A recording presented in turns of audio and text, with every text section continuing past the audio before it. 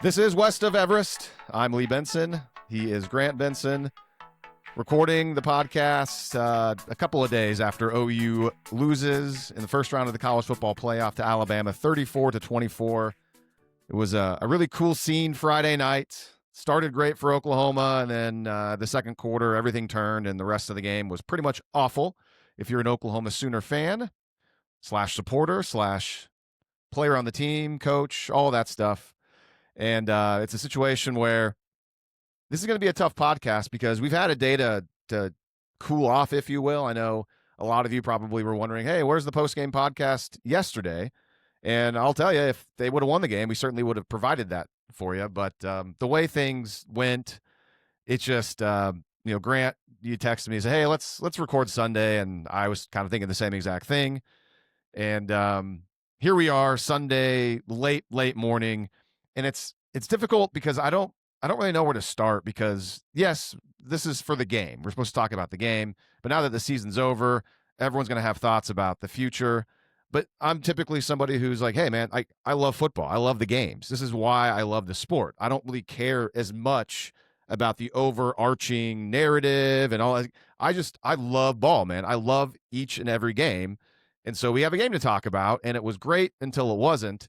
And so that's what we'll try to do here. We'll try to talk about the game and then whatever else comes up. We have 3-word reviews as well from the West of Everest Facebook page and also Twitter X. So after my long intro, I will finally say hello to Grant. Grant, good morning. Good morning, Lee. Pretty difficult weekend of football, for sure. I thought,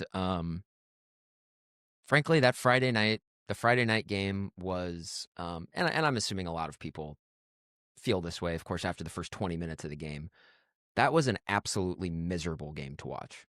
And it was, because I think it happened so quickly, the tide turned so quickly. There in the second quarter, it was like 3 minutes. It was 17-0, and then 3 minutes later, it was 17-17. 3 minutes of game time, that is. And there was just a feeling watching the game. I'm not sure how it was in the stadium. My assumption is that in the stadium, you could probably feel it too. But there was just a feeling watching that after they blew that 17-0 lead in such quick succession, quick order, that the vibe just felt off, and it kind of felt like you were watching a funeral from there. And I gotta say, yeah, sitting there, on my couch watching the game was a miserable experience. Definitely up there with this was the 26th season that I've been following this program. And that's I'm not like whatever to rank it or whatever, but that is certainly up there on the short list of most miserable games that I have ever watched as an OU football fan. And I don't mean to be hyperbolic. And maybe it could just be because we're, 36 hours after the game ended. But that really, really sucked.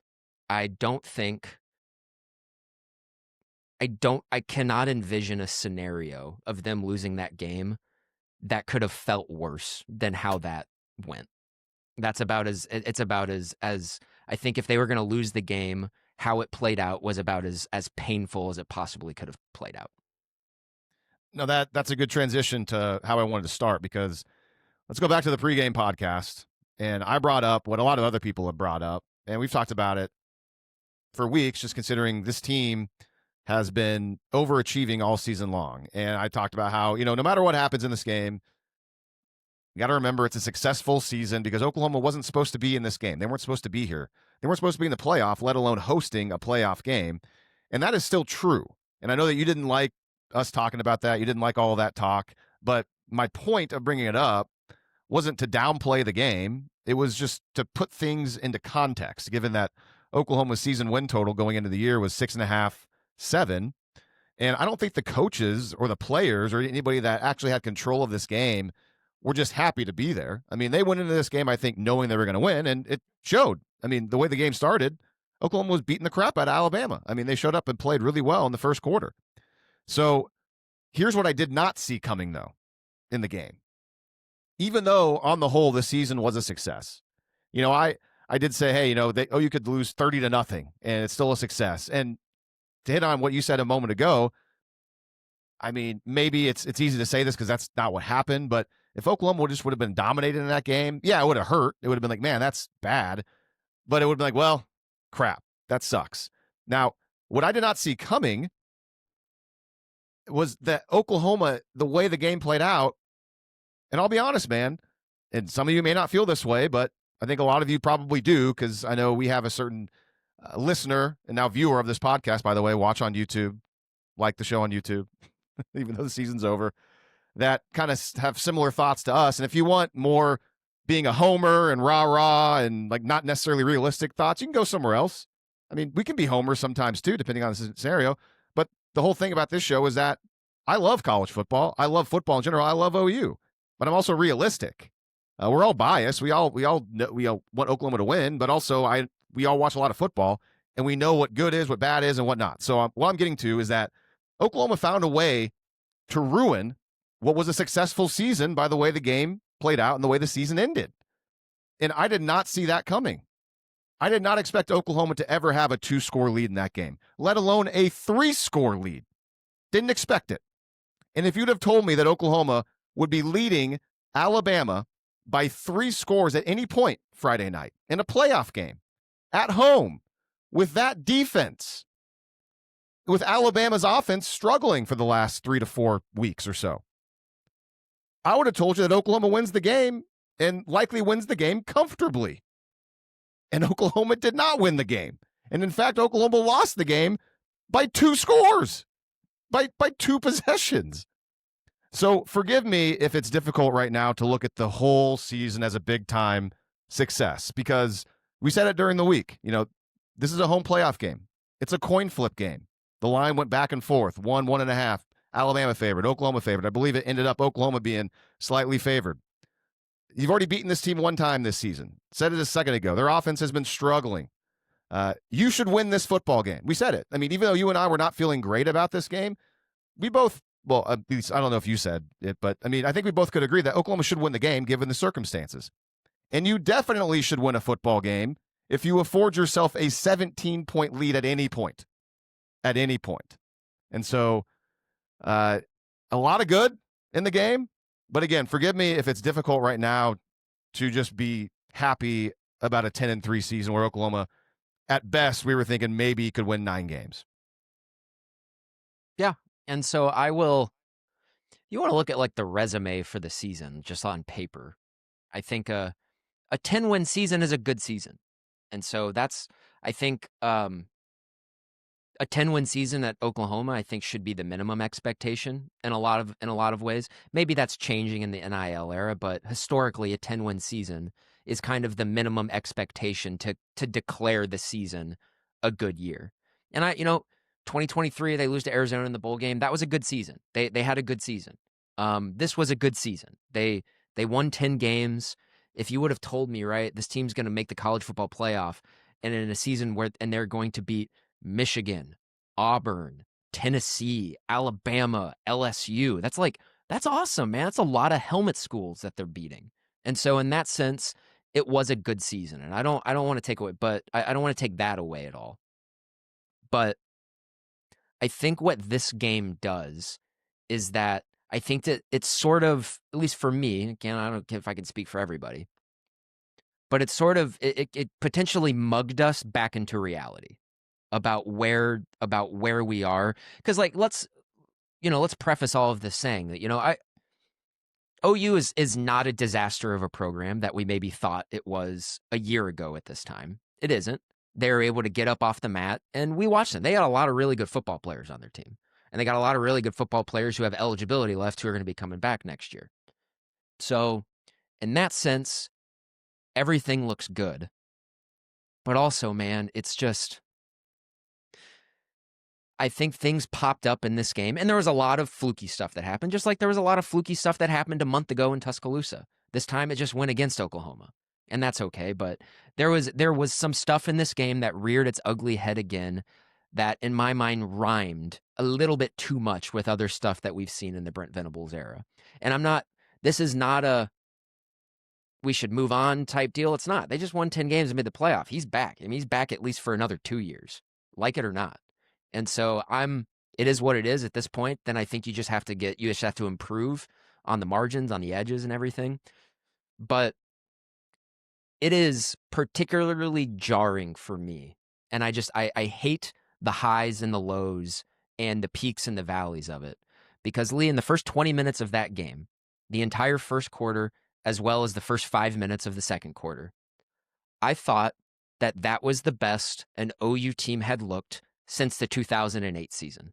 They looked, and like granted, I mean, it wasn't even half of a football game. But for those first like 4 or 5 possessions of the game, they looked like a team that could genuinely win a national championship this year.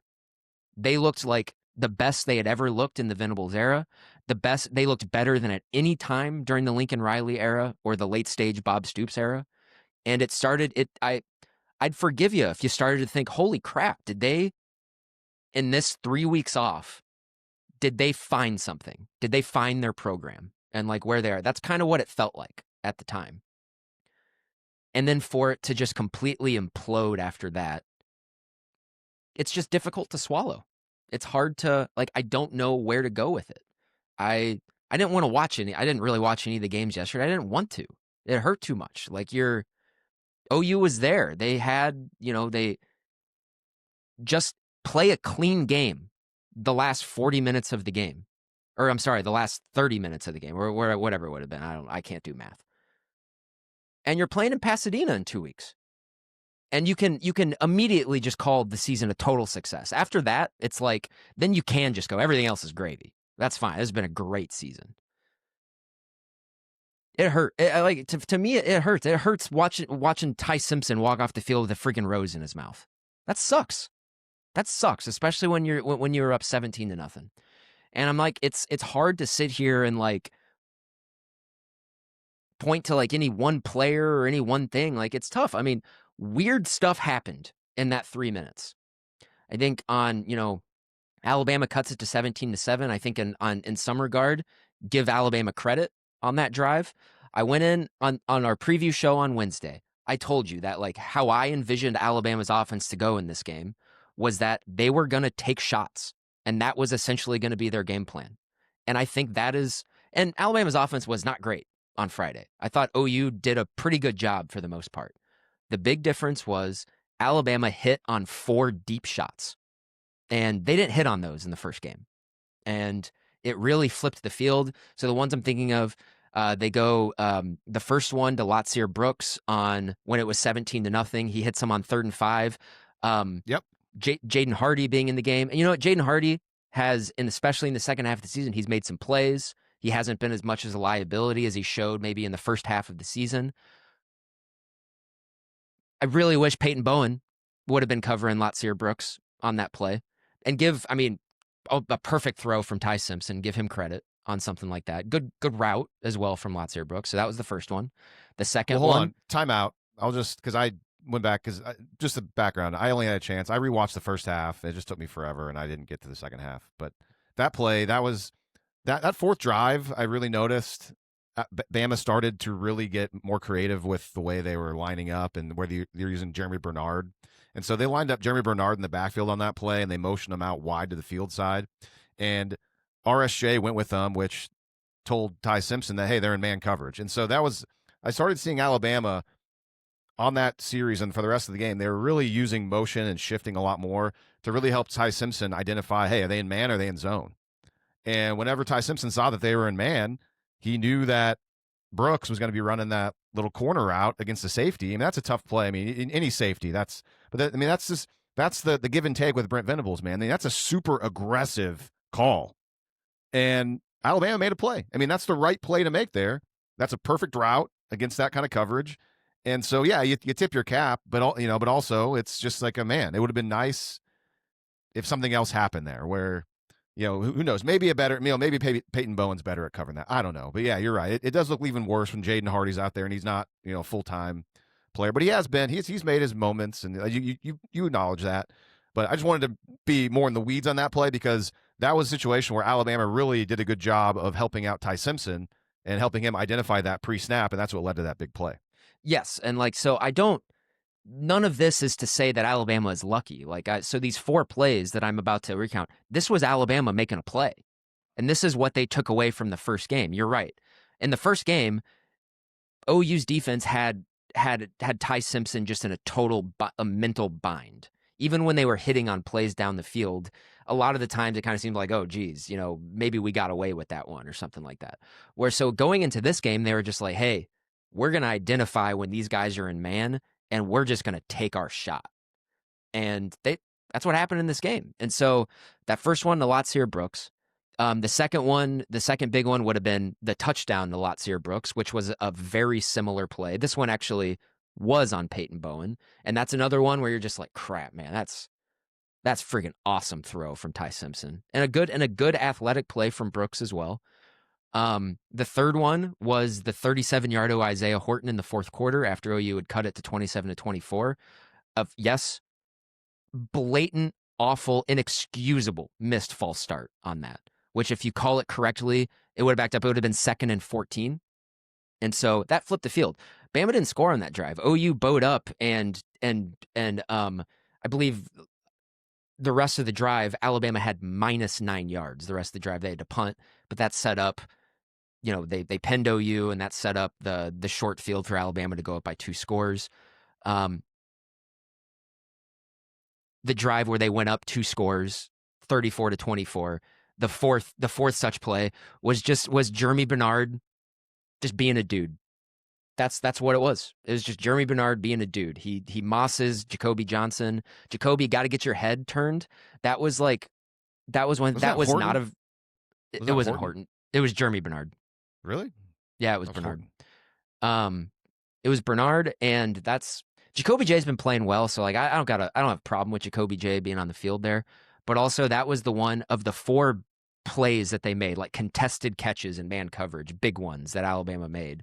That was the one that was kind of a poor throw, where if like Jacoby wouldn't have gotten beat a little bit right off of the line, that's a ball that I think some better corners maybe pick off. But Jeremy Bernard just made a play. And so other than that, those 4 plays is essentially what Alabama got in the game. Other than that, they were not particularly successful. I went through, like, Alabama had a 26% success rate in this game. That's bad. That's terrible. Great for OU's defense. And so I thought OU's defense did a much better job in this game than they did in Tuscaloosa the last time around. They didn't get the turnover luck this time around. Alabama got it. And I do think that is the story of the game. But I think this is the thing that you got to talk about. Let's just go back to the cursed 3 minutes in the second quarter. Alabama cuts it to 17-7. OU gets them to 4th down inside the 10-yard line there. And I got to say, it was Alabama getting more creative with their formations and everything. That is what led to the touchdown. Because I thought if you go back and rewatch that play, they had trips to the left side of the formation, and they were kind of stacked on top of each other. And you can see before the play, OU's defense is kind of like motioning around, making like late checks. Before that, they lined up, flipped it. So they shifted pre-snap to a different look, and they did that tight bunch to the field. And every time anybody shows a tight bunch against OU, I hate it because OU does not have an answer for it. Because Vinny does like to play off ball, and then like you can see Kendall Daniels, he didn't really know what he was supposed to do on that play. He ends up rushing, and what do you know? Brooks is right there, just the vacated spot. I mean, just replace the rusher, yeah. And then hey, a couple of missed tackles there, and that's a touchdown. And so it's just, yeah. I mean, you got a point to make on it, but yeah, I'm with you. It's just anytime OU's defense sees a tight bunch formation and there's all this space, I'm like, oh no, this is not going to go well for Oklahoma. And so, I'm okay with tipping a hat to Alabama there. That was clearly a huge part of their game plan, was to really shift around a lot and force Oklahoma to make late checks on defense, is what they did, and that's what led to that touchdown. I think if Kendall Daniels hangs back and doesn't blitz there, I think Ty Simpson is probably having to hold the ball a lot longer, and maybe it gives you time for the guys to get home. And I thought OU's defensive line was winning on the edges for a large portion of the game. Like we said it on the Wednesday show, and it was nice to see. R. Mason Thomas looked completely healthy. He looked like 100%, and he was beating Caden Proctor like a drum the entire game. And so you hang back in coverage there, force Ty Simpson to maybe hold on the ball a little bit more. You get him off the field there, you stop him on fourth down, and frankly, OU gets stopped there. Game's over. Game's over. They get a stop there, I think, and because Well, like there's the probably a momentum, lot of game over moments because the next series there is a potential game over there moment is. with the offense, and we haven't even So talked that's about where that. it gets, Obviously. yeah. So it's 17-7 at this point, and I think everyone's going to want to talk about the 3rd and 3, the drop from Xavier Robinson, and it is. I mean, it's a cruel play, is what it was. It's just, it's not. I don't think it's anyone's fault. I don't think, like, obviously you're just kind of like, man, I really wish Xavier Robinson would have caught that. And people are saying he would not have scored. By the way, he would have been tackled almost immediately after he caught it, because I joked around on this on the Wednesday show, but like that actually was the corpse of Xavier Robinson out there. That guy's like 50% healthy, maybe.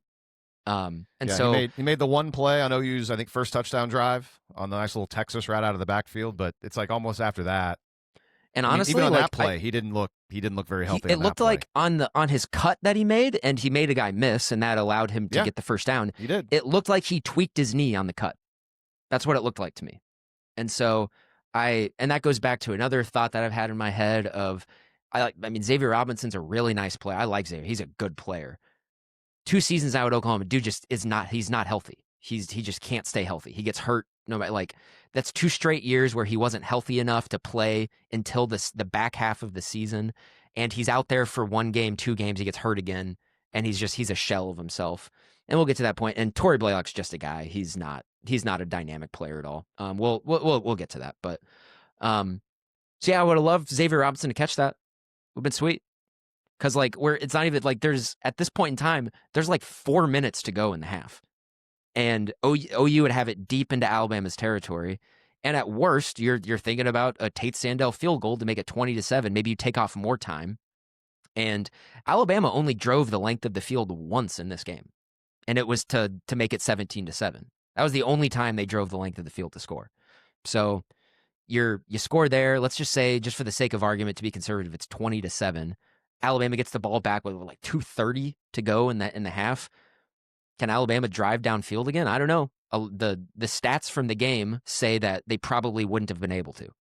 So, yeah, I'll talk about, so my view in the crowd. By the way, I mean, there's a cool scene. I mean, they lost, so it's, to me, and this is just the way my brain works. It's like, yeah, that was a cool scene, but kind of a throwaway game now. It's like, ah, cool, whatever. I mean, it never got, and maybe this is because it'll never get to the same as like Texas Tech 08. And, I was in college. We were both there. We were in college. It's just, we're in the student section. It's a little more rowdy than the regular crowd.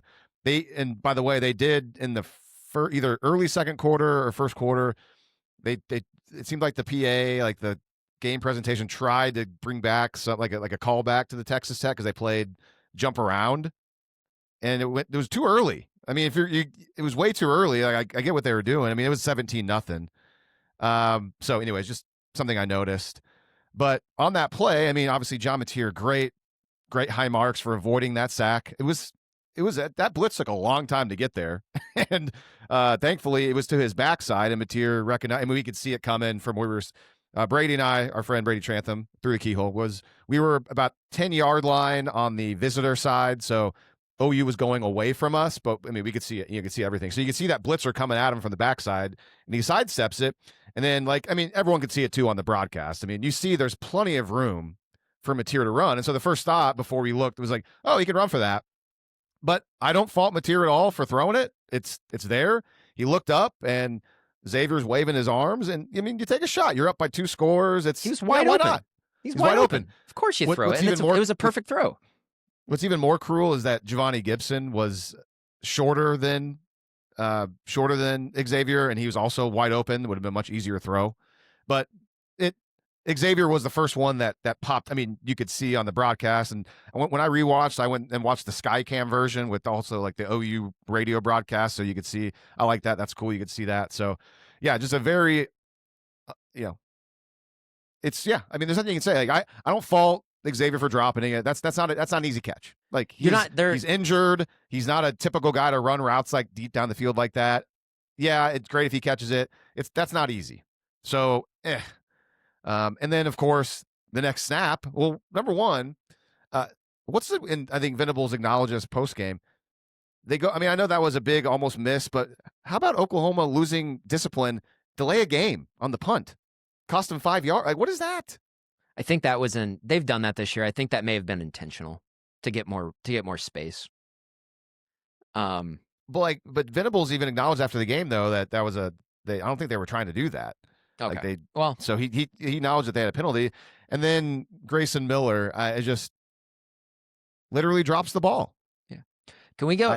Can we step back to the drop play, because there's a lot there, and there's a lot of people talking about it too. About, man, I wish Mateer just would have taken the free yards in front of him, and that is like, I understand that perspective. I don't want to, but also to me that's more of like a cope thing. That's like, because that's basing your take off of the outcome of the play. Exactly. That's all that is, which is ridiculous in my opinion. I think if you want to criticize anyone on that play, and this is going to be, it's going to be, par for the course for this podcast. You criticize the coaching staff for asking Xavier Robinson to be out there at 50%. I think that is what, and also I think you can throw it just to the entire mismanagement of the running back room, that they only have 2 guys who they even trust to play. One of them, neither of them are fully healthy. One of the guys is a really good player, but his knee just doesn't work right now. And the other guy's a true freshman who is just like a sort of nice player, but is not dynamic at all. And so, like, but that's, that's for the off. We can revisit all that stuff in the off season. But back to the Grayson Miller thing, and that's one of those where I don't know what to do with that play, because that is a scenario of just like, man, that's just bad luck. I've never seen that before. I've never seen it before. And I think you could make the argument that Grayson Miller's been great this year. I mean, he was the all SEC first team punter or whatever. But there have been some instances this season where he's been pretty sketchy. Like, not exactly in that format of what happened to him just dropping the ball, but there have been times where he's been pretty sketchy. And in that scenario, that was just I don't know what to do with it. That is one guy. It's one guy on the team who's your punter, and he made a huge mistake. And that is stuff on the football field during games that you just can't account for. I don't know how you can prepare for that, how to account for it. And you can even make the argument, I thought OU's defense did a good job. They held them to a field goal. They get I think it was, they get the throw down the seam to Cuevas, I think, on that drive to put them into field goal range. Bama didn't gain any yards really after that. They're still able to kick the field goal. No, the Cuevas seam shot was on their first touchdown drive, I believe. Okay, thank you. They went, and who'd they go to on the field goal drive? Well, I mean, nobody. I got my notes here. The first thing I note is the sack by Marvin Jones Jr. I think the ball was already so far deep in. I guess maybe I'm missing a play. But put it this way, when I rewatched it, I didn't feel it was notable enough to even take a note of any sort of big offensive play by. Gotcha. Okay. But it was like but that doesn't mean that. Hold on, I can go back and double check. Because they had because it was like a 40-yard field goal, so they would have been like around like 23, 24. This was Horton had a 14-yard catch. I think this may have been, and I didn't take a note of it. I think they may have gone under center and ran everything to the left side, and the field side was to Simpson's right, and hit Horton on a little dig going back away, which it was the first time all night that Bama was able to hit on a dig route, which they could not do that against Georgia last week, the week 2 weeks before, whatever it was. So that's the play you're thinking of. It was I believe that was a backside dig to Horton that, but then then Marvin Jones Jr. ended up getting a sack, and it's like, okay, great, and man, this is. And honestly, this was something that I turned to Brady after I saw the replay of it and said it in the moment. So this isn't like you lost the game and trying to cope and try to find stuff. I know, and maybe Dusty Dvorak, even though he wasn't a Russian, but he's a defensive lineman. Maybe LeVar Arrington, who I talk about that show I listened to. Maybe he would be able to speak to this because he was a linebacker, edge guy, would sack the quarterback. I know everything happened so fast. That being said, man, on that Marvin Jones Jr. sack, when you're coming to the front side of the quarterback and he doesn't see you, come in with your right arm swat down and your left arm wrap, man. Like, you got to get that ball out. I mean, how amazing must it feel to be a defensive end? And I get it. You don't want to miss the sack. Like, things are happening to him out. So, and he got the sack and it was great. Nice play. But I feel like that's something you see NFL players do, and Marvin Jones Jr. is a college player. And it's like, so maybe it's like you get more and more reps and you get more experience, and you see NFL guys are like, they've seen enough of it and they're experienced enough to come in there and swat at the ball and make those plays, because he swats the ball out of there. Take away, total momentum shift. Oklahoma, everything that just happens, like, oh my gosh, but he gets a sack, great play. Yeah. Great play, but man, it's just, how many times as a defensive player do you have the quarterback doesn't see you coming and the ball is right there? It's right there. And you kind of saw it when he made contact, his right arm, and you could kind of tell for like half-heartedly, he kind of tried to maybe move a little bit after he got there. So maybe it was in his head, but this is like real in the weed stuff. But I remember I turned to Brandon, I was like, man, how do you not force a fumble there when it's right in front of you? It's blindside. And he was unblocked. So that would have been great. But still, credit to Marvin Jones Jr. for making the play. And to your point, Oklahoma's defense bowed up, held him to a field goal. And so then from there, it's 17-10. And then this was the first play, the next drive, right? No. Was it not? It wasn't? No. Okay. Well, no, this drive included the terrific second down leaping catch by Jermichael Carter that got him near midfield. His second catch of the game. And when it's 17-10? Yeah. Okay. Yeah, 22 yards up. Jermichael Carter went up, made the great play over the middle of the field. Good. I mean, a little bit of a high throw, but Mateer, good anticipation, put it on him. The next snap, Bama blitzed, and Mateer got sacked, which I didn't love that. And you look at I told you I was watching the sky cam, so it gives you kind of that coach's film view. The check down to Blaylock on the backside of the play is wide open. And John Mateer, man, third year in the program, the system with Ben Arbuckle, you should be able to ID a check down before you get sacked, before taking a sack. Shouldn't you? And he, for the most part, I thought his clock in his head and sitting in the pocket was pretty darn good on Friday night. I thought, the Burks touchdown in the second half was a great example of it. He hung in the pocket very well on that play and threw a strike to Deion Burks. But this is a small play that ended up leading to a big mistake. But who knows what happened? Bama blitzed. Mateer gave up on the play real fast and kind of turtled and tried to find something. Just, if he just looks up to his left, there's nobody.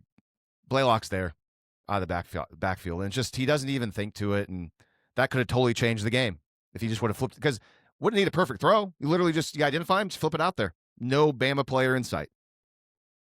Well, and that sets up what is, and again, 36 hours after the game's over. Maybe I'm being hyperbolic. Maybe I'm sad. I'm still in my feels. But that sets up, pound for pound, one of the worst interceptions I have ever seen thrown by an Oklahoma Sooner. I thought that play sums up symbolically the issues with John Mateer's game almost perfectly. It's like Bama clearly trying to disguise something, but the worst part about it is they didn't even do a good job of disguising it. Bray Hubbard dropped back into cover 2 way too early. And Mateer, obviously didn't see it. He was, and whatever signal he was trying to give to Keontae Lewis on the outside, he didn't see it. Keontae Lewis didn't see it. And so it was just, Alabama does a poor job of disguising, and even though they did a poor job, they still bait John Mateer into, for the situation, honestly, maybe the worst interception I've ever seen an Oklahoma quarterback throw. It's just dreadful. Dreadful interception. He's thrown some bad ones this season. but yeah, given the scenario, and before that snap, after that Mateer sack, he lost like a yard or two or whatever it was that we were just talking about. The clock stopped, and I was like, okay, Alabama took the timeout. And I remember I was like, in my mind, I was like, oh, thanks. Like, you're saving Oklahoma a timeout. I thought that was going to help Oklahoma. Just a random aside. I don't know. Maybe that allowed Alabama at the timeout to, hey, here's what we're going to do on second down here. Because they're going to throw it. They're like, hey, they're going to throw the ball here, second down.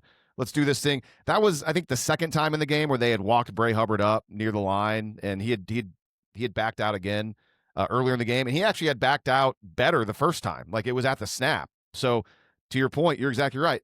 Hubbard backed out about a beat and a half before the ball was even snapped.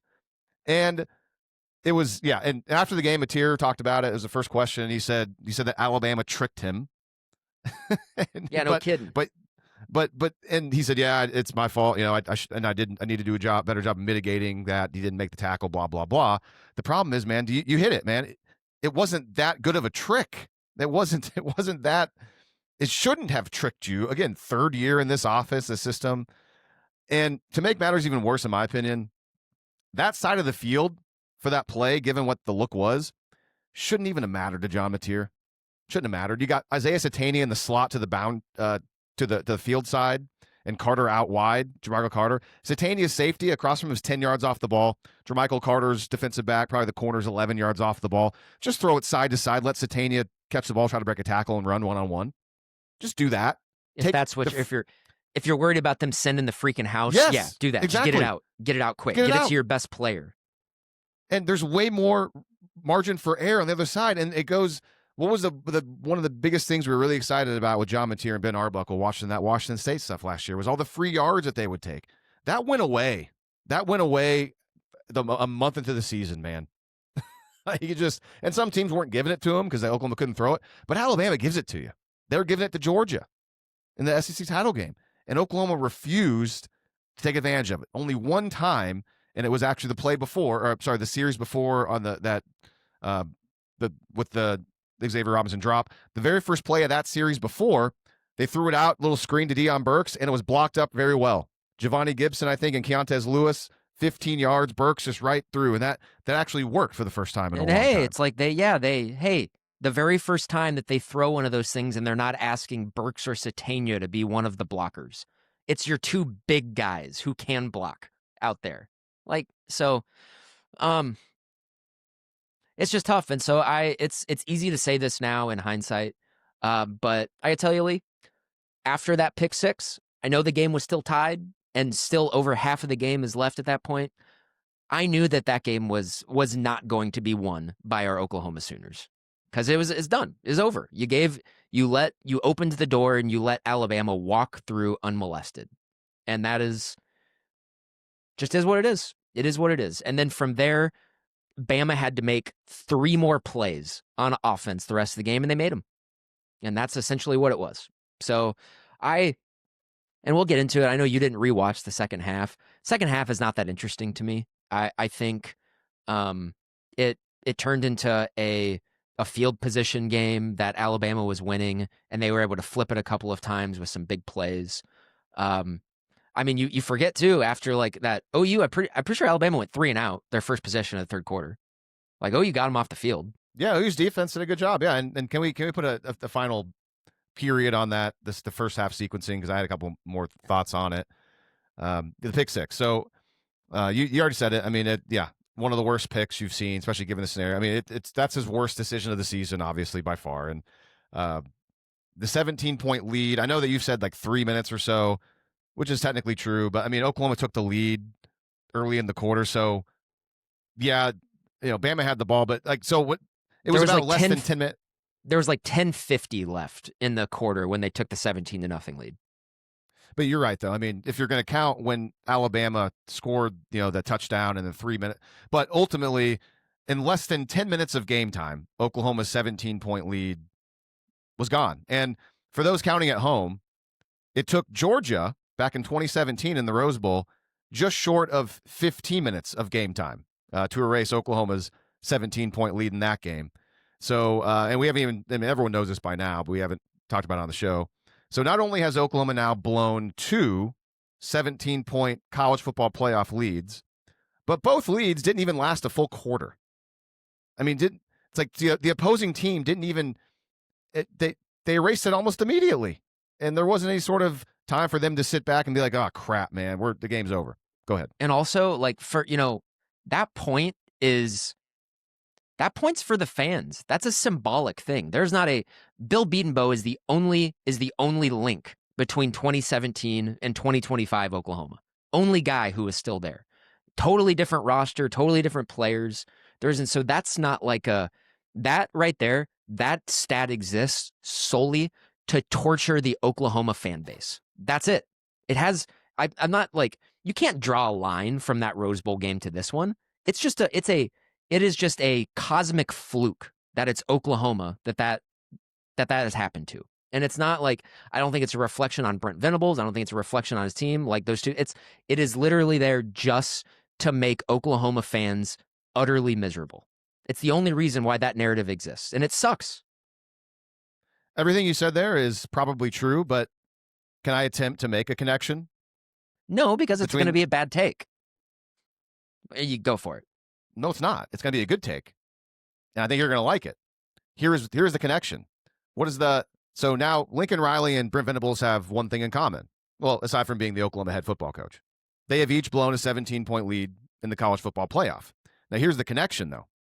Lincoln Riley, he's a coordinator, offensive guy. And a big part of we were like, man, the defense was so bad in 2017. Crap, they couldn't hold it. And yeah, Lincoln's offense, you should have been better in the second half, but they weren't, and they blew it. So a big part of that was like, man, only if Oklahoma's defense was better. Lincoln, offensive guy, blew the 17-point lead. It should be a much easier for the defensive guy and Brent Venables with a 17-point lead to not blow the lead. Granted, a lot of stuff happened. We've already gone over it, out of his control, and you can't put it all on the defense. But that's the link. The point is, Venables, good, whatever. He bounced back. They made the playoff. Good season. He's still like one side of the football is still being mostly neglected, just like it was with Lincoln Riley. So maybe that's the lesson that Oklahoma needs to learn, is that they need to be more of a complete team, man. They're the only team that's blown this league. Granted, the playoff is not that long. I mean, it's only been around for, 12, 13 years. So that's how I'm going to link it, is that Oklahoma's had now back-to-back coaches that were hyper-focused on one side of the football, and both of them had blew a 17-point playoff lead and lost. And I guess, yeah, I mean, it was the defense's fault that they blew that lead in the Rose Bowl. And I think 8 years later, I do think that you can throw a pretty decent amount of the blame on the offense in the second half of that game too in the Rose Bowl. But yeah, I mean, OU blew the lead on Friday night because of the offense. I mean, that's why. It was the misplay to Xavier Robinson, even though like I don't blame any one person for that one, like I said. And then the weird fluky Grayson Miller thing, and that is just that you just can't explain. That is just a cosmic sign from the cosmos that it just wasn't going to be Oklahoma's night from that point forward. I don't know how else you can. Hey, another connection between the Rose Bowl and the game Friday that I just thought of when you bring that up. Special teams, yeah, Grayson Miller. Whatever, like a bizarre, unexplained special teams play leads to Alabama. Credit to the Oklahoma defense holding them to 3 points. Rose Bowl 2017, Oklahoma takes a 17-point lead before the end of the first half. Bizarre, inexplicable decision to kick off the squib kick. Special teams play leads to Georgia getting 3 points to cut into the lead before half. Man. Lastly, hold on. Before we move on to the rest, I have one kind of very dumb thing to say to put a final bow on that whole sequence. If you didn't know anything about football, if Brady and I were at the game, and I believe there was some contacts, some friends, friend of a friend that were at the game with us that had never been to an OU game. It was their first game. And hopefully they had a good time. But imagine if somebody from Ireland had never watched a football game. Great, that's a bad example because now they're having actual football games in Ireland the last handful of years. Never seen a game. And this is the first time they've ever watched a football game. Between the Grayson Miller play of literally dropping the ball, you see it and then John Mateer literally throwing the ball right to the Alabama corner. Do you think that guy that's never seen football before, would he turn to us and say, that team that's wearing red, are they trying to lose this game on purpose? I bring that up only to drive home the absurdity of that whole sequence in the second quarter, because I mean, the way Mateer it went right to him. Like if you didn't know anything about the game, and we know why it went right to him because Keontez Lewis didn't get the right check, and Mateer just how does he still even let that ball loose? I don't know. Was he not looking at it? I don't know. I never played quarterback, so I don't want to. Can we just whatever. It was I guess the one thing that I guess I'll say too for the end of the first half. What are they doing? Why are you saving a timeout? They got the ball back past midfield. Even go and you don't even want to take a timeout to just huck a shot to the end zone? What do you got to lose? Thank you. That was the last note I have on the first half because that's all I rewatched. I don't know. I don't know what that was. That reminded me of the end of the Texas first half too, where you're just it wasn't the exact same thing, but it was another end of half scenario that you just completely bungle. So even though this one, it's like, they throw a shot to the end zone. What, you got like a 2% chance to complete a pass there, maybe. Right. But like, whatever, you still give it a try. Like Alabama's not going to pick it off and return it for a touchdown. That's not going to happen. Well, it's like never happened ever. No, I agree, but it almost tells me like one, Oklahoma didn't take any shots. I mean, like one-on-one down, like I don't think that happened all game. Did they take a shot? But also Alabama doesn't down the field? Alabama doesn't play man coverage though. They're in zone like a vast majority of the time. They do, but especially as I watch the Sky Cam. I mean, there's definitely plenty of instances where they're single up and you can get a guy without any help over the top. It doesn't happen that much, but it's there. So what I'm getting at is how much is Oklahoma won? We're not taking shots. I don't know, but also they were afraid of Mateer maybe getting sacked and fumbling it and having like a return or something like that. But I was listening. The rewatch had the OU radio broadcast with it, which was kind of nice. And whenever the clock ran out, they didn't call timeout. Gabe Eichard let out an exasperated, "What?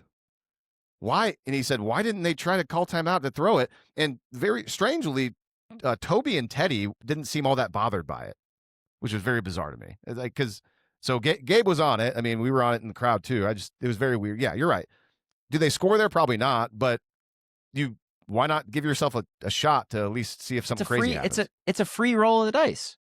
Yeah, you see it all the time. Yeah. So, I don't really have a lot of thoughts on the second half. I thought Alabama was the better team in the second half, not by like a massive margin or anything like that, but they were. And my last takeaway from the game is, and this is like another cruel irony, by far the best game for Deion Burks, not as an Oklahoma Sooner, but probably the best game of his career as a college football player. And he was excellent, man. He was excellent. I mean, the play that he made on the sideline on third down where he's dragging his foot and he's going full extension to catch it. I mean, he freaking plucked that thing out of the air and he put it away and he had full control over it every time. Like they were Fowler and Hershey were like, "Oh, I wonder if they're gonna review that." But then the last angle they showed, it showed that he had full control. He put away great play. And then his 30-something yard touchdown to tie to bring them within 3. That was the Deion Burks that was advertised to us. That was promised. Yes. And you know what? We finally saw it for the first time in his very, very last game, of course, in a game that they lose. So I thought that was a cruel irony. That was disappointing. But I think the second half can be summed up pretty perfectly with Alabama made plays and Oklahoma only made like a couple. Alabama made like 4 plays. OU made a couple. And that was the second half. Yeah, good call on Deion Burks. He was really good. And, early on in the game, the first third down where he dove and, got a knee down near the sideline. Good throw by Mateer on that play. Aside from the inexplicable pick 6, I thought, again, I haven't rewatched the second half. I thought John Mateer played pretty darn well. And that's what's so, I mean, that pick 6 totally changes the game. And apparently defensive touchdowns have to happen when OU and Alabama play. That's just like a rule now, apparently. But so man, I thought Mateer, and I'm curious to go back and watch the second half to see if he's missing stuff. But man, I thought he was. I mean, back-to-back games over 300 yards passing. And the ball was coming out well. Like I don't think he's hurt. And I know, and you haven't brought up. I mean, he looked like he ran the ball. I mean, that touchdown run was nice. Was very nice. I mean, he looked good. But that looked like the Mateer that we saw in September. I thought in this game, Like I think we speculated, right? Like, can they find their September offense again in the playoffs is what we were like the hope. And I think they did in this game. I really think that they found that offense in this game. Now It was imagine adding like some legitimate running backs into the fold that can do things. like Sorry, dynamic go ahead. guys. And this is now a grab bag. I shouldn't be watching JMU Oregon last night at the bar and thinking, oh my God, JMU's running back would be by far OU's best running back on their roster. Same Would with he play Tulane. if he was on the roster? Tulane was gashing Ole Miss. I mean, they got their butts kicked. Tulane was gashing Ole Miss on the ground in the first half of that game. And they were averaging like over 7 yards a play. And the running backs were just getting chunk yards. Yeah, it's ridiculous. So offensive line seemed to play for the most part pretty darn well. At I can't times, speak to the second half. I do think in the second half especially, because what has been my thing is that I think they've been terrific in pass pro pretty much all year. The second half of this game, they broke down in pass protection a little bit for sure. They were definitely, because Bama started to go because they were having so much success with it. They just started to show like sort of like that double mug, put everyone up at the line, almost like every single snap they were doing it. And I thought OU's offensive line really struggled to identify that over the course of the second half of the game. And that was something I remember people had brought up, that they had kind of struggled with that against Tennessee in the second half a little bit. And then I think Alabama saw that and they really employed that, especially when that was kind of the look that they were showing on the pick six as well, where they're just like, we do this is kind of putting them in a blender, and it shouldn't. They were backing out of it a vast majority of the time. But that's one of those things where it's like, it's almost like a professional courtesy type thing where it's like Alabama should do that, especially when OU's got 3 freshmen on the offensive line. Like, that's going to mess with their. And so I thought, pound for pound, I thought this was probably their worst game in protection the entire season. But I think at times you give Alabama credit for that, because I do think that they sort of forced that at times. And but they weren't terrible. Like Mateer, they threw for 307 yards. He had time to hit guys like deep over the middle of the field in the game. So if you want to take positives away, that is, I think, one of the positives that I do think. I thought Mateer looked the healthiest he had looked since the Michigan game. I thought he had a little bit more zip on his ball. And he shows, man, when he sits back there with good mechanics, with like a good, strong base, dude can, and I'm not going to use the word rip, because I hate it when people say rip it. That's lame. But he freaking fires it in there, man, when his mechanics are really good. And we saw it again. Like, in the September version of this offense, they still couldn't run the ball at all. But what gave us confidence was like, man, they're pretty good at throwing the ball like in the medium, like to intermediate portion of the field. And that went totally away after Mateer got hurt. We started to see them find that again against LSU and Alabama the last 2 games of the year. So if you want to be positive going into next season, there you go. You can be positive about that, and knowing that they're going to have a lot of experience coming back on the offensive line. So hat tip to Alabama. OU blew the game. Alabama took advantage, and they were all square at 17 at halftime after Alabama had been play-by-play thoroughly outplayed in the first half. And they still went into halftime tied, and Alabama, I thought, was the better team in the second half, and they deserved to win. So I got a bunch of just notes and what's the word? It's just a bunch of random thoughts. What was the segment we had early in the season that we ended up discontinuing that was brought to you by Bad Boy Mowers?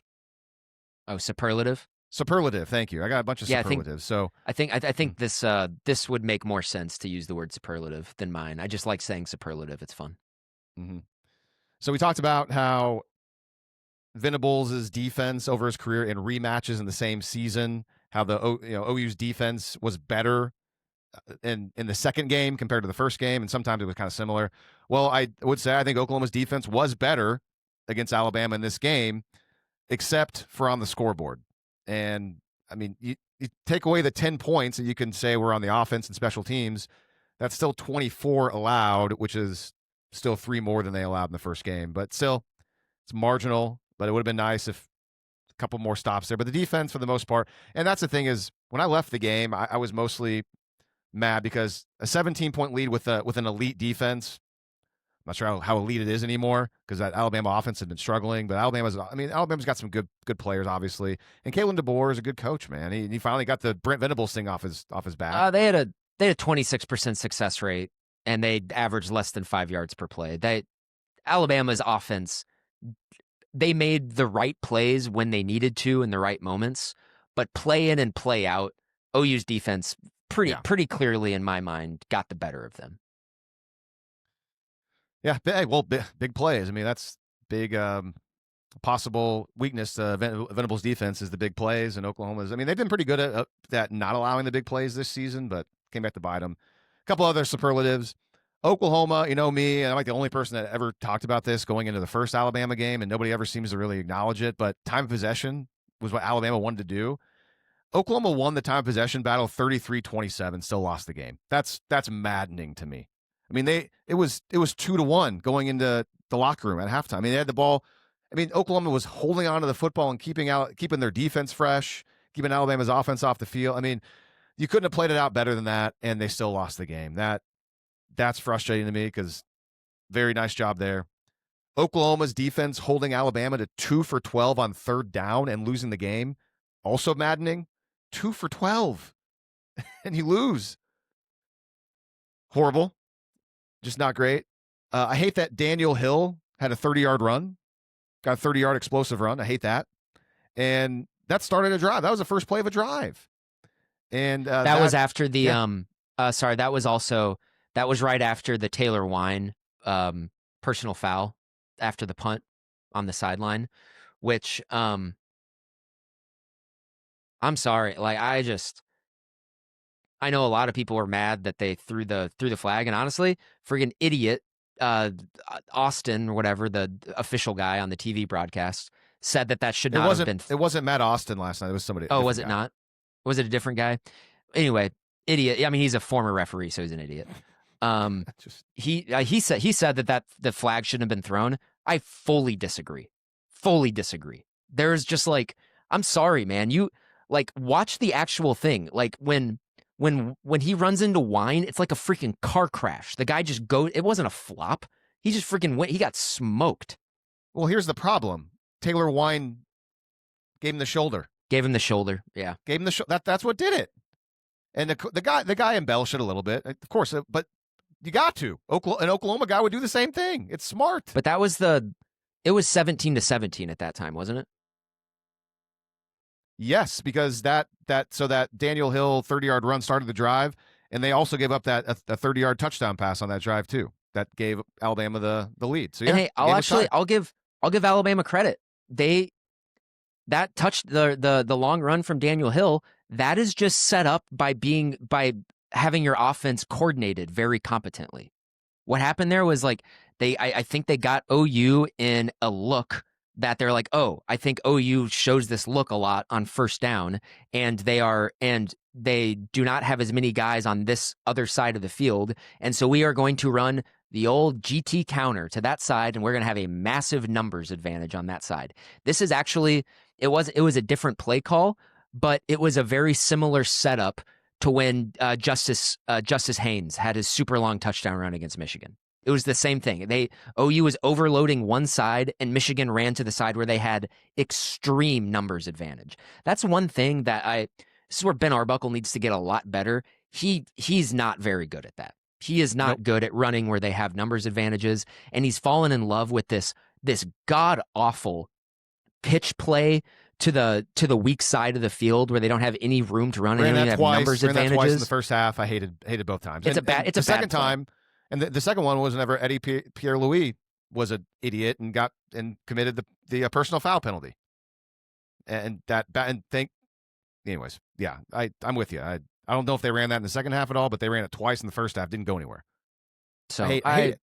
Yeah, they need to. They need to do a better job with all of that stuff. So yeah, I give Alabama credit. I think I'll say I think Alabama and Oklahoma are two just extraordinarily comparable teams. They are of very similar quality. And you see, they played twice.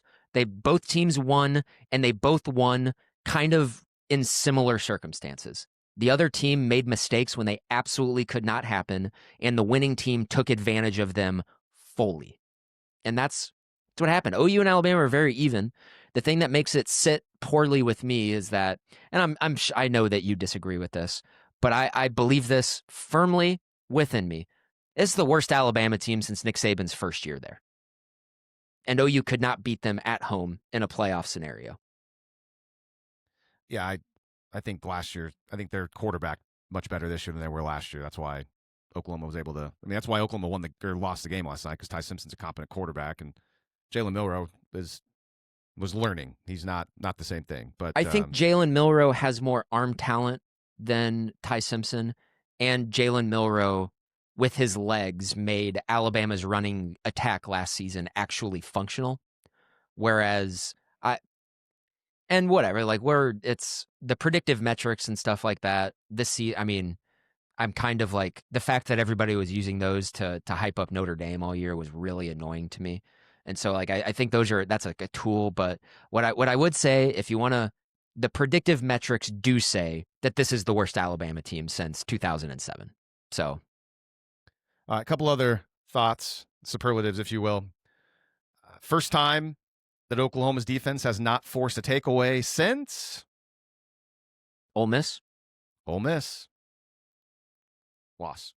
How about that? I hate that Oklahoma allowed 27 unanswered points at home in a playoff game. I mean, that's awful. I hate that. I mean, we've been calling it, we've been saying it, so can't get too mad about it. But Tate Sandell finally missed, and not only did he miss twice.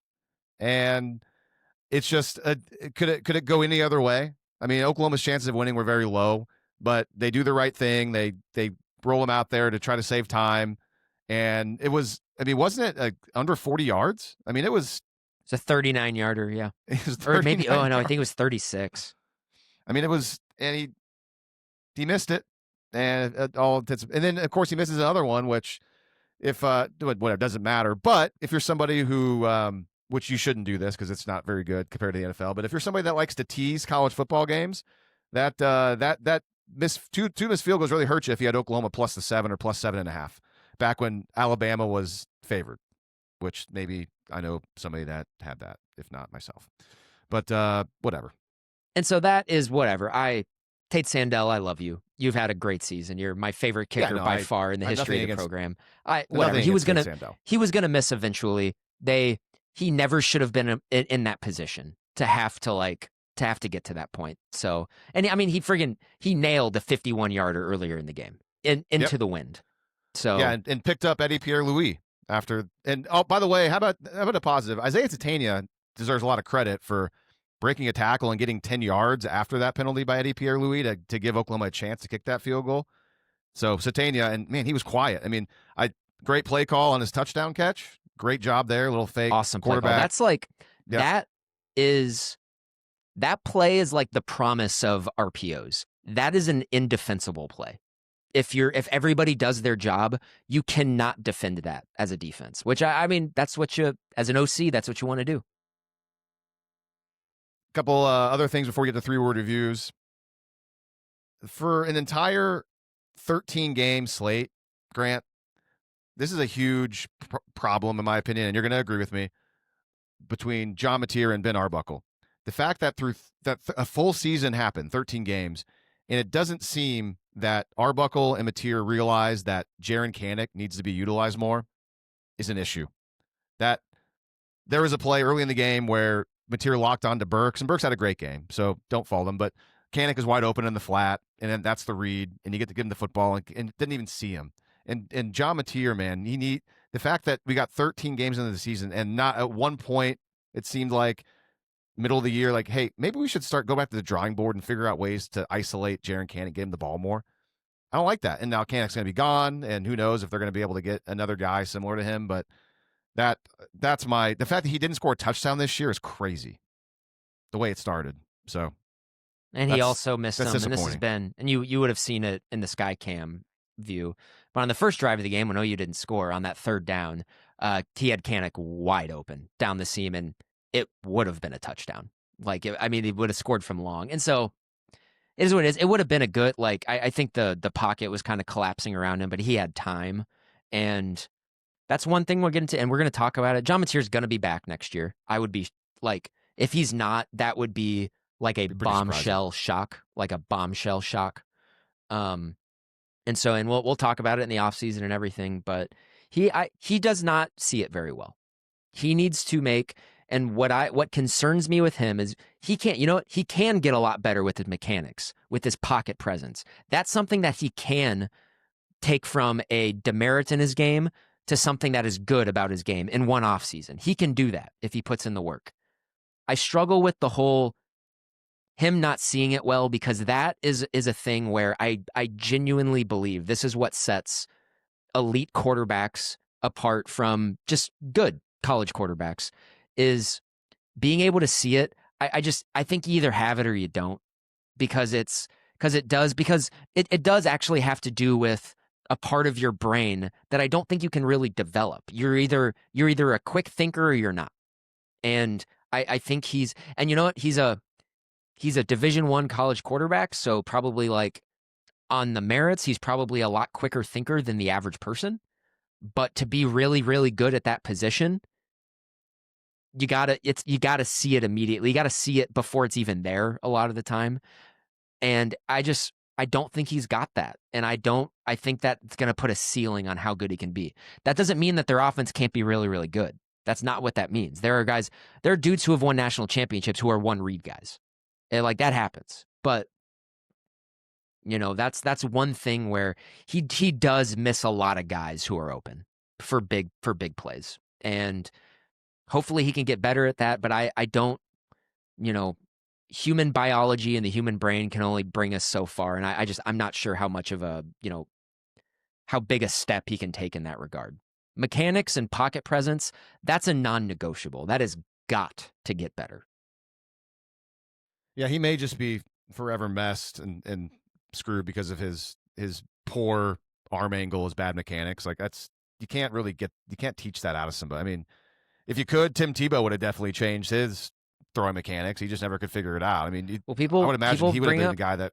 Yeah, Josh Allen is the one that people bring up, but like when you talk about Josh Allen, it's tough because you're talking about maybe the most talented guy who has ever played the position, and he's paid tens of millions of dollars to figure that stuff out, and he did.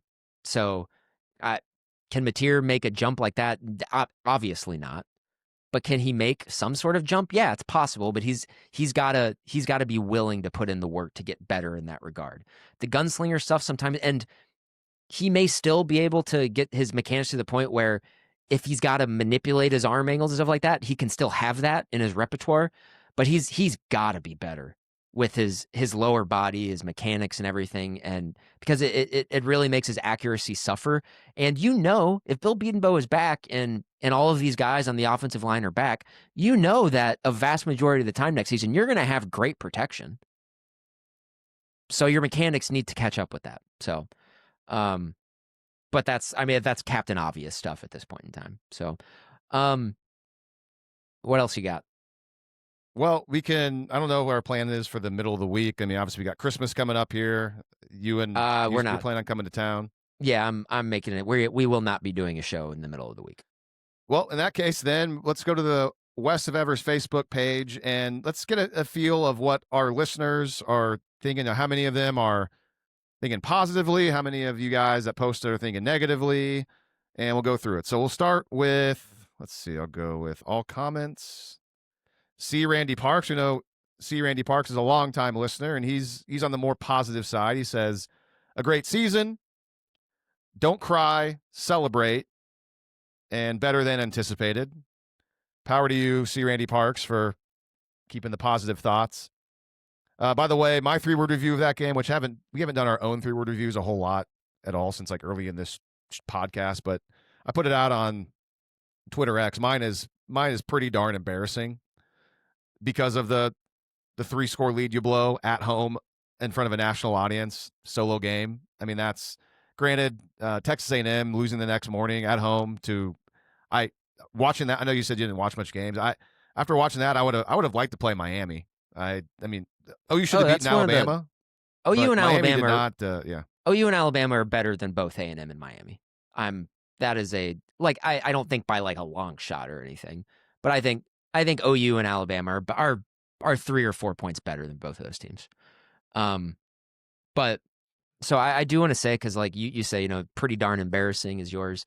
You were at the game, so but I was on my couch and I was, of course, like I was on the internet and watching everything. And man, I gotta tell you, when Alabama came back and tied the game at 17, like the glee from national writers and the media were just like, people don't like Oklahoma. I mean, they love Choklahoma. They freaking love it. It gets them off. And so like it was upsetting me. Like a lot of people were just like very gleefully dancing on the grave of Oklahoma, which is so weird to me. Alabama has been the most dominant program in the history of the sport the last 15 years. I mean, if you're not an Oklahoma guy, I mean, maybe. But the thing is, it's been a while since OU made the playoff, so it's not like they've been like they were obviously making the playoff back in the mid to late 2000s and like losing all the time, which Oklahoma's still trying to find that first friggin' playoff win, which is just. I mean, it's not going to get much better than Friday night as far as your chances, and yet here we are. How about but it's this? not like Oklahoma's been. Go ahead. I was say, how about this? Get better. Put some legit NFL dudes around John Mateer in the offense. Retain the guys that you need to retain, and play the freaking Group of 5 champion in the first round next year at home. How about let's do that? Yeah, Ole Miss had no problem getting their first ever college football playoff victory in their first appearance because they played Tulane for the second time. I said, like, that was a weird, like, Tulane, I've oddly watched a lot of this year. That team sucks. I don't even know if they're one of the 5 best G5 teams. They just kind of, I think they were sort of a schedule merchant in the American, and whoever won the American was going to be in the playoff. So, but James Madison, the predictive analytics said James Madison pretty much all year was the best G5 team. And I thought James Madison actually did a pretty good job. They had over 500 yards. They scored 34 points against Oregon and Autzen. And their defense had absolutely no shot whatsoever. Oregon was doing whatever they wanted on offense. Yeah, JMU with an OU like performance against Alabama in the Orange Bowl from 2018. Basically, it was like the very first play of the game, because I'm pretty sure Oregon got the ball to start the game. The very first play of the game, they just threw it horizontally out onto the edge. And Oregon's guy just like outran JMU's defensive back to get the edge in the corner and pick up like 15 yards. I was at the bars watching. I was like, we're done here. This is over. They can just do this the entire game if they want to. But anyway, Oregon back to 3 reviews. Oregon scoring 51 and not covering though. Is Dan Lanning? Is he losing it? I mean, what's going on here? He said after the game, like he was very critical of his team. He said they did not, like, I think the exact quote was, "We did not live up to the standard in this game." How about that? They won a playoff game by double digits in a game where they were up by 4 touchdowns a vast majority of the game, and Dan Lanning after the game is like not satisfied. Oregon's, I think you put a gun to my head right now, I think I might pick Oregon to win the Natty. Yeah, I mean, you've been higher on them all year, but they've proven to be a lot better than I thought they were. I mean, it's going to be Oregon or Ohio State. One of those 2 teams is going to win it. I hope not. I'm tired of the Big Ten people being able to say scoreboard, because they just happen to have like 1 or 2 of the best teams, but the entire conference from top to bottom is not as good as the SEC. But when Texas A&M loses to friggin' Miami and doesn't score a touchdown, I don't know what we're supposed to do with that. I mean, well done, Aggies. Jeez. The SEC is the deepest conference. It has the most number of quality teams of any of the power conferences. At the top, the Big Ten is I think the 3 best teams in the Big Ten are better than any team in the SEC. And it is what it is. Like and this is just this season is the worst the SEC has been in 15 years. This is the worst SEC that like we've seen in a lot, or at the top, that is. Like I think Georgia's a pretty good team, but Georgia is also super flawed. And so I mean, it is what it is. It doesn't like the whole like it's a Big Ten and SEC world. It doesn't matter. Like those two conferences are always going to have more cachet and more seats at the table. Just is what it is. Yeah, OU was a South Carolina choke job in College Station, probably away from hosting Miami instead. Because A&M has 2 losses. Heck, maybe A&M even falls out. I don't know. With them, probably not at 10-2. But whatever. It might. That would have changed a lot of stuff up for sure. Yeah, because like their schedule wasn't that. Yeah, but also you wouldn't be able to put with the same principle that elevated Miami over Notre Dame. Oh, you yeah. couldn't. Texas A&M would obviously be in over Notre Dame. So maybe OU would have been hosting Texas A&M is probably what it would have been, which I would have much preferred to playing Alabama. Yeah, me too. Because at least they didn't play Texas A&M. They haven't played Texas A&M in 15 years, and they were coming to Norman. And I know they're coming to Norman next season, but like, whatever. Continue with the 3-word reviews. All right, Gonzo Strangelove. We always love his stuff, man. He always has tons of 3-word reviews and his game recap. I'm kind of curious. I might read some of it. So his first one is Soul Sucking Sooners. Gonzo says, and he's definitely more along the lines of you and I probably, but he says, I am so burned out. I lived through the 90s. Then Bob came around and resurrected the monster sleeping in Norman. That 2000 season was magical. Surely more natties would follow soon, right? Right? In the quarter century since, Oklahoma has played in 3 national championship games and 5 playoff games and lost all 8 of them. So often they give us hope, but then always come up short. That the season effectively ended on a missed field goal by the program's first ever Groza Award winner is the most 21st century Sooners football thing ever. Very good, Gonzo. That's just one of them. Let's see. I'll read. No, that was so good. I'll read the next one. This one we may disagree on, but we'll see. Mateer's mistake-prone momentum. The guy just is who he is. Again, this is Gonzo Strangelove on the West of Evers Facebook page. Thank you, Gonzo, for being a longtime listener and all your thoughts. It says, we saw the same, this is on Mateer, we saw the same tired mistakes and tendencies again and again post-Auburn. For example, why throw to a wide-open Jaron Canick for an easy, solid gain when there's a receiver farther downfield with a defender draped all over him to try to force the ball instead? Hey, I mean, he saw the same thing I did. That's what brought that up earlier with the Canick play. So you're right. Gonzo says, hot take, I know.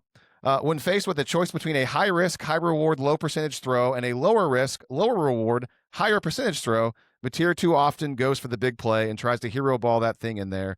It kills drives. It results in turnovers. It'd be a lot easier if he just consistently sucked like Jackson Arnold did. So some of that I agree with. Yeah, his upside's better, but yeah, he's a frustrating player. But yeah, Bill Arbuckle's. Go ahead. Mateer's a good player.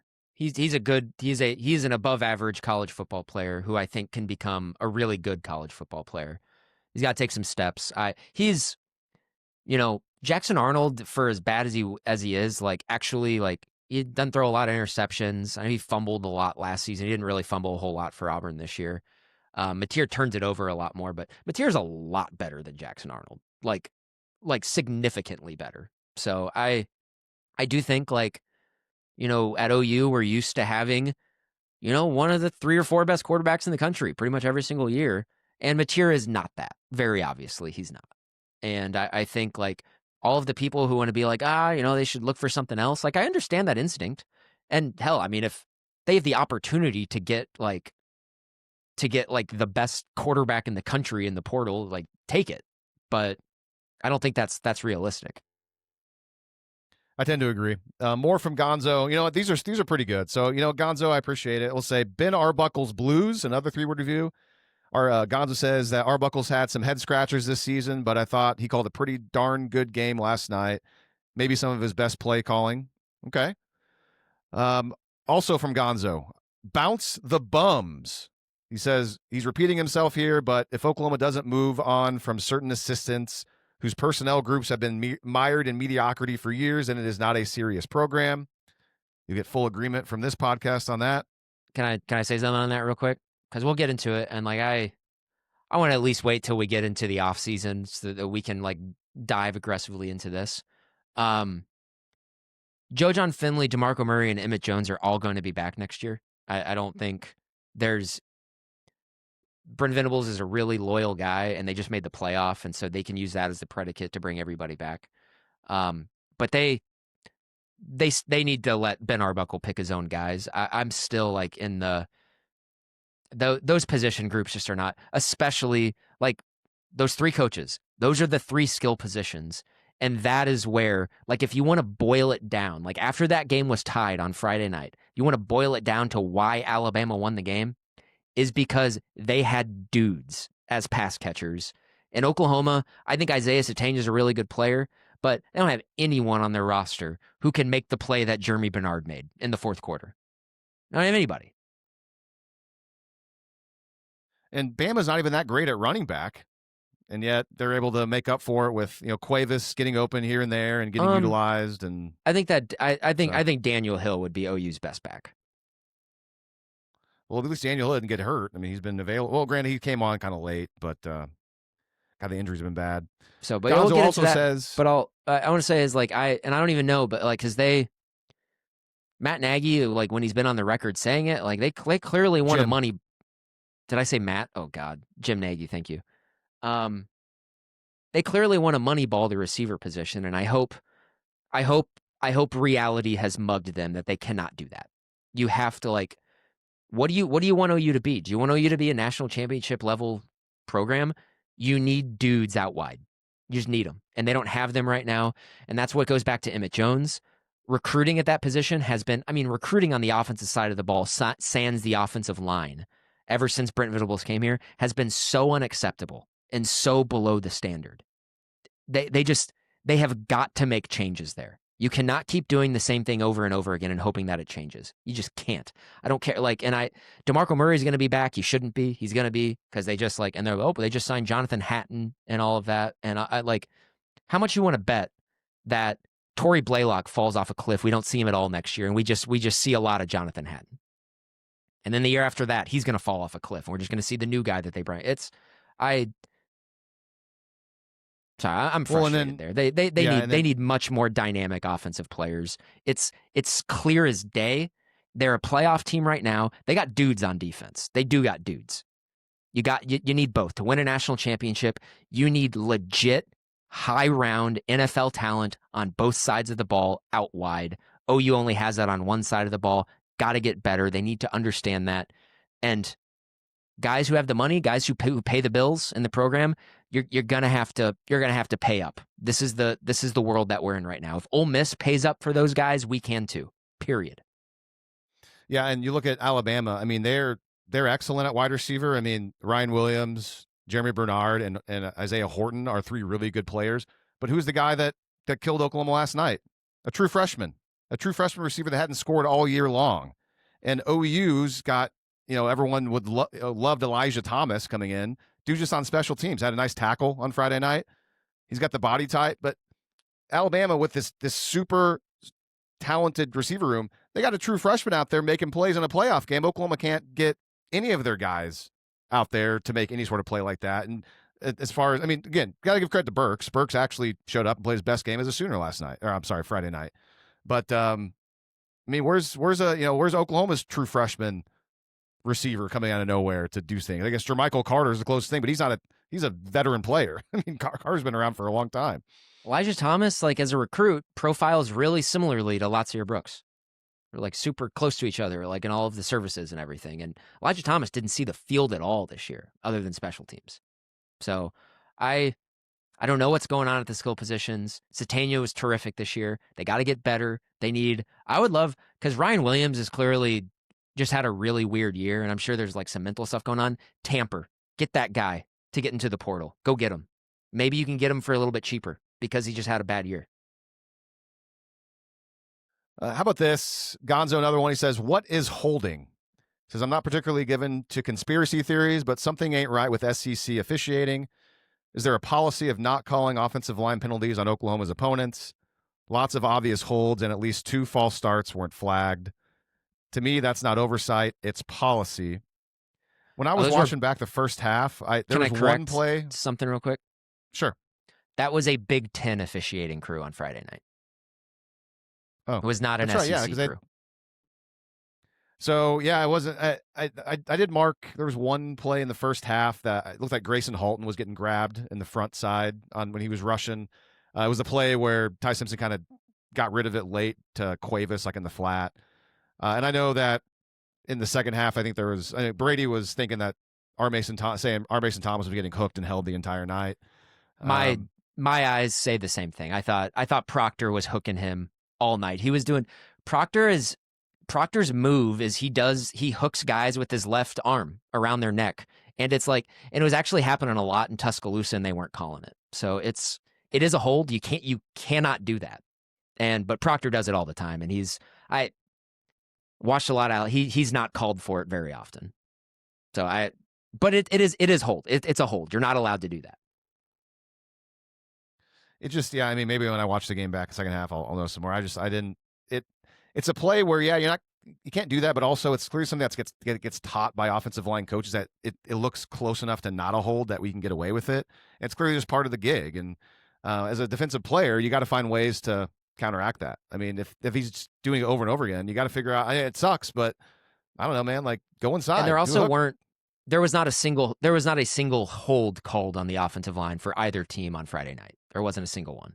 So it was all the one that I'm really upset with is the missed false start on the long throw to Horton. That was a massively consequential miss by the officiating crew.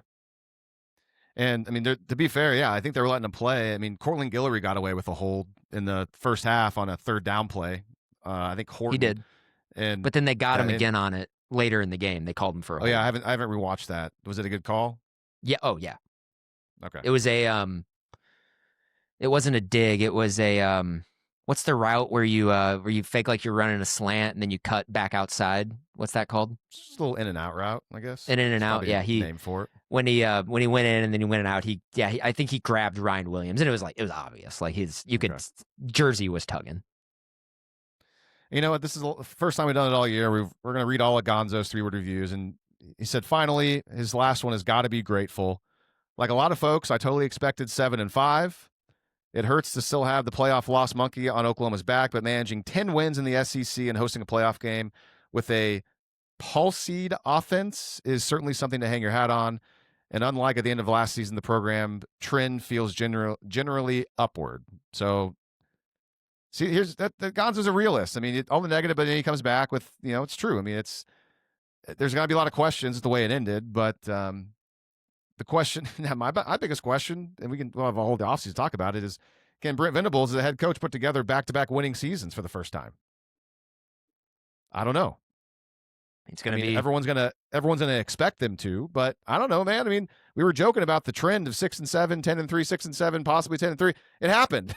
So, and in a really inexplicable way, Oklahoma leading by 3 scores at home. So I know it's a pattern it's technically a small sample size of 4 seasons, but 4 seasons is 4 seasons. If they go 6-7 next year, Grant, you got to fire him. You got to move on. He won't be, but you gotta. That would be too random and too weird coincidence if he goes 6-7 again. I will tell you, scheduling gods did them no favor. They play at Michigan and at Georgia in the first month of the season next year. So, oh yeah, it's going to be, even though, and I expect Michigan to be a dumpster fire next year, but yeah, because they're going to go. I mean, I think I would guess if I had to call my shot, I think Jed Fish is probably going to be their head coach next year. But Jed Fish really successful against Brent Venables the one time, so whatever. Yeah.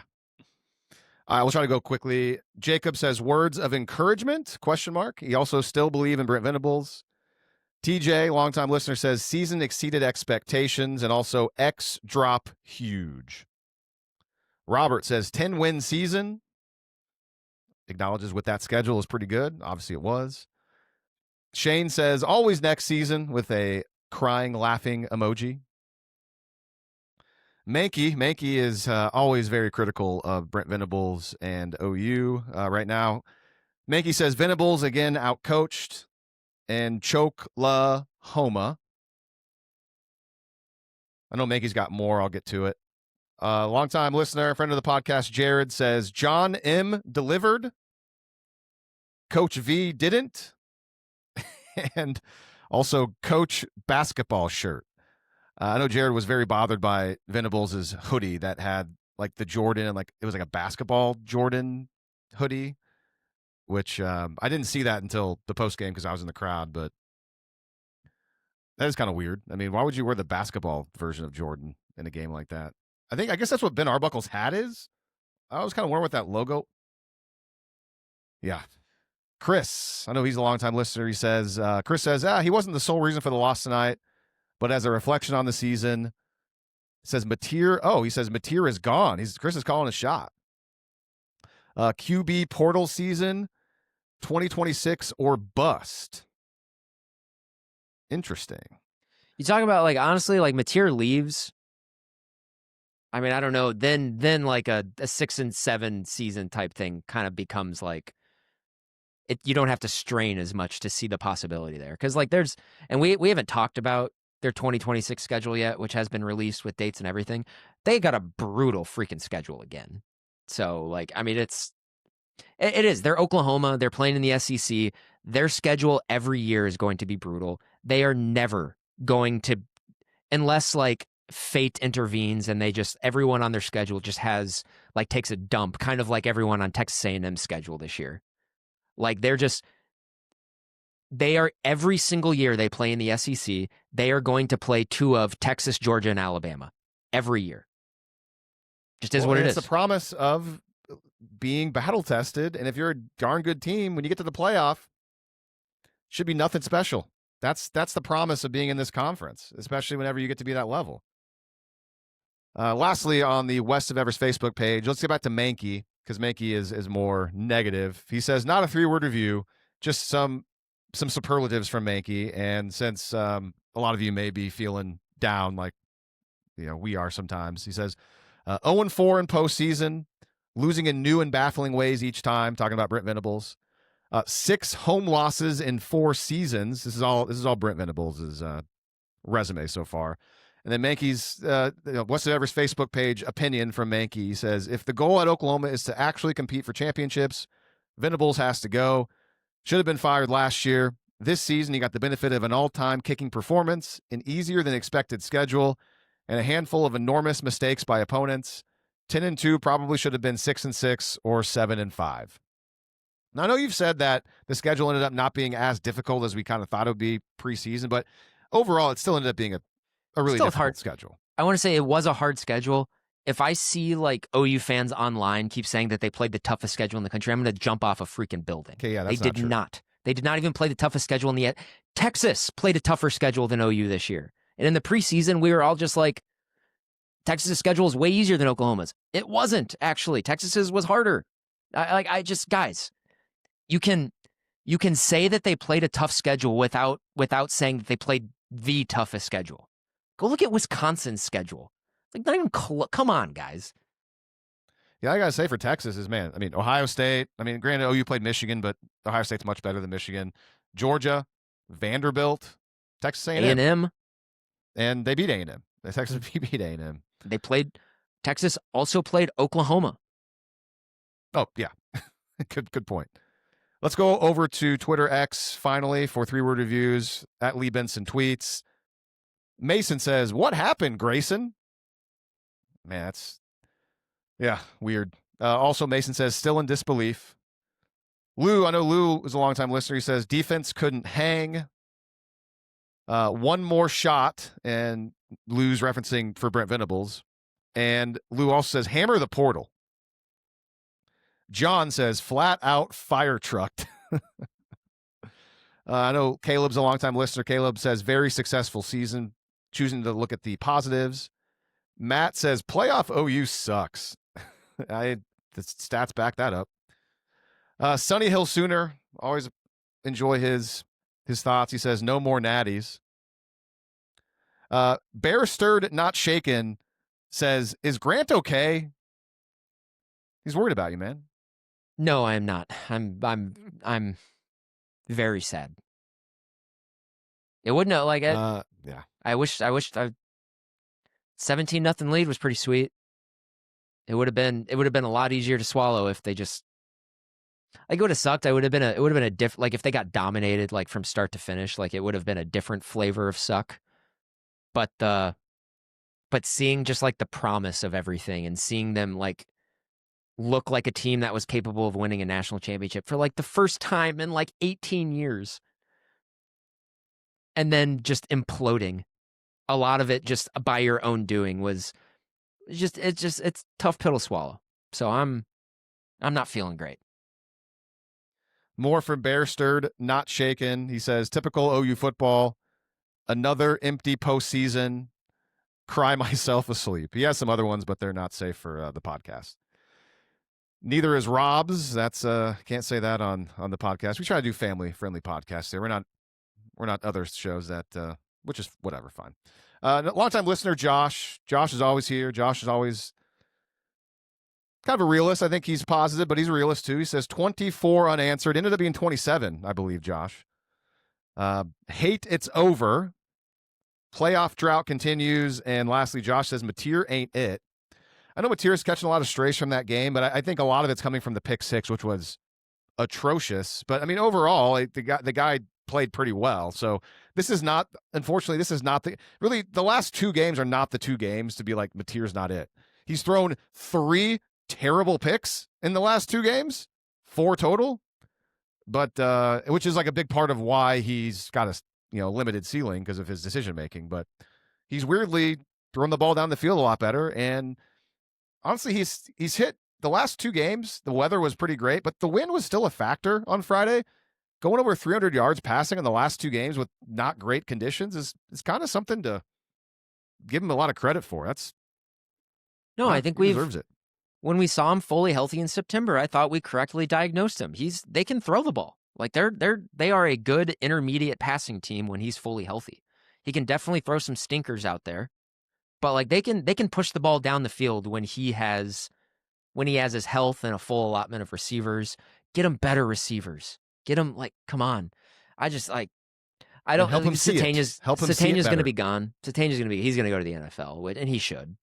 But also, if there's like a little creep of doubt in his mind, like, maybe I want to play college again, retain him. You pay him, and then go get a guy so that he can be your number 2 receiver. We're almost done. Last one on Twitter X. How about this? Matt MCI says, easy to kill. I got to say, were you aware that 50 Cent came out before the fourth quarter? Yeah, they showed it on TV. Cringe, terrible idea. They shouldn't have done that. It made me, I almost collapsed into my couch from embarrassment. I agree. It's just hilarious that the next series, like that series, was the Deion Burks touchdown, and it's like, and so everyone could say 50 Cent helped them score, and so it was like, if that wouldn't have happened, it would have been even worse. But I'm with it. To me, it's a way too online type of thing, and it's only for the younger. Granted, 50 Cent, that's like in our era of rap. Music and stuff was like a long time ago. But I'm sure, obviously, like even like younger guys, people probably know about 50 Cent. Yeah, I just can't imagine how much that costs too. Like, how much NIL potential money did you spend to get 50 Cent to come to the game? I know there was like a story written about it. I think somebody wrote it, and maybe I doubt the dollar figure is going to be in there. I don't think OU would want to admit to how much they spent for a 2-minute 50 Cent concert where he's got to censor his own song so much, like live. And also, you didn't see it on TV. He was lip syncing the entire time. He wasn't actually singing. So there's it seemed like it was real. Actually, but then again, I'm not. I want to ask you: did the content of the game, was like the PA stuff, was all of that how it usually was? For the most part, it didn't seem that much different. There was some like in-game stuff that like was always sponsored by certain things that didn't happen. There was like college football playoff markers on stuff, but overall, I mean, like the intro video and all that stuff, that was all the same. Like, so I don't think the game presentation to me did not feel very different at all. Okay. What it could have been if it wasn't an official playoff game and they didn't have their branding everywhere. So I was just saying, like, and this is like closer to the whole 50 Cent thing. I am just, for a home playoff game, I'm totally against doing anything outside of what you normally do. You should just keep it as exactly the same as humanly possible. So like to the extent where they were doing like different pregame stuff or doing that, like I just and like I guess yeah, that's more of like a superstitious thing on my end. Like I can fully admit that. And like that shouldn't affect how the game is played or anything, but I just don't do anything different for the playoff games. It's just another home game. You got to make it as same as possible. That's just my opinion. That's all of 3-word reviews. Just a couple of final thoughts. One part of the game that I had in my notes. I really hate that Owen Heineke missed blocking that punt by like 6 inches. Okay, when did that? I keep hearing that. When did that occur in the game? Because didn't that happen before it was 17-0? Let me see. It was in the first half, so let me find out. It was on Alabama, only the Alabama's second drive of the game. It was the drive where it opened up with a Kip Lewis sack near the goal line. So it would have been like a block punt, like either out of the back of the end zone, or Oklahoma could have recovered it and scored a touchdown potentially. So it was very early in the game. Because I'm pretty sure because OU scored on that drive anyway. I think was that the Eddie Pierre-Louis drive where it was 10-0. Yeah, they got a field goal on that drive. So I don't know. I think yeah, that would have been huge. I think you would have. But also, I don't think the game would have been played out. Like they still were up by 3 scores. Sure. I mean, maybe they score a touchdown there instead of a field goal, and maybe they score a touchdown. You give the ball back to Alabama, and who says that Alabama doesn't have their 12-play 75-yard touchdown drive right after that? It's like the butterfly effect thing. So sure. I don't. It was They're up 17-0. It doesn't like everything was working out really well from there anyway. Last thing that we talked about this before the podcast. We'll have time to get into more in-depth Brent Venables and just the history and what are the odds of him ultimately being a success, because I've been looking into trying to find similar coaches in similar situations to Brent Venables. So I'm not fully fleshed out in it yet. So we'll have time to do that. I need to do more research. But what we do know, and it's been brought up a couple times, that Brent Venables is still yet to win a postseason game. And I don't care about bowl games like in general, but also if you're playing in them, go win it. Go win it. It's just, especially in 2022 and 2024 when a win can get you a winning season. I mean, it's a small thing, but it's still much better to be a winning season. And honestly, if Brent Venables finishes off Florida State in 2022 and they go 7-6 or 7-5, right? Yeah. Wait, 7-6. Instead of 6-7, and they don't lose to Navy last year.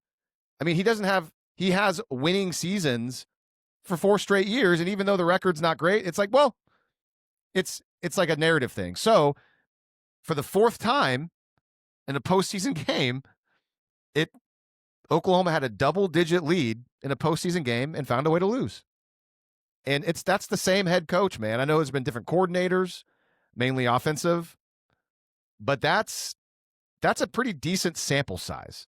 And they're different types of games, man. Like you got a really important playoff game where all the stakes are in. You're at home. All to, the first game in 2022 where you're decent dogs to Florida State, a good Florida State team, and you blow a lead going in almost a 3-score lead in that game in the first half.